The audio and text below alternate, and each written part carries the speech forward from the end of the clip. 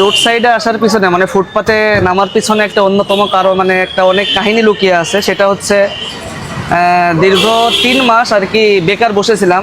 আমি একটা মেডিসিন কোম্পানিতে চাকরি করতাম, যে কোনো কারণবশত আর কি চাকরিটা চলে যায়। পরবর্তীতে আর কি খুব বিষণ্ণতায় ভুগতেছিলাম বাসায় বসে। পরবর্তীতে আর কি আমার স্ত্রী সে বলল যে আমাদের নিজেদেরই কিছু একটা করতে হবে আর কি। এইভাবে যেহেতু চাকরির পিছনে দৌড়াচ্ছেন, ওইটাতে আর কি আমাদের সংসারটা চলতেছে না। সেই জন্য আর কি হঠাৎ করে একটা উদ্যোগ নিলাম যে অল্প কিছু পুঁজি নিয়ে আমরা রোড সাইডে কেন দাঁড়াতে পারবো না। অনেকেই তো ব্যবসা করতেছে, এইটা আর কি দেখে অনেক লোকজনকে দেখে উদ্বুদ্ধ হলাম যে রোড সাইডে আমরা একটু দাঁড়াই। তারপরে আর কি উদ্যোগটা নিয়ে ইনশাআল্লাহ আপনাদের দোয়ায় এই নতুন করে একটা ফুডকার্ট দিছি। আপনাদের দোয়া আল্লাহর রহমতে এখন আমাদের সংসারটাও অনেক ভালোভাবে চলতেছে, অনেক স্বাবলম্বী হয়েছি। আমরা দুজনে মিলে রোড সাইডে দোকানদারি করতেছি।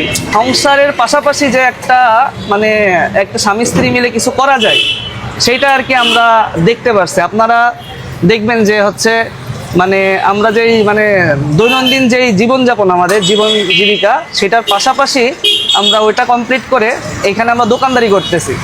আবার আমাদের এই দোকানদারির মাধ্যমে আমাদের সংসারটাও চলতেছে। আল্লাহর রহমতে অনেক ভালো আছি।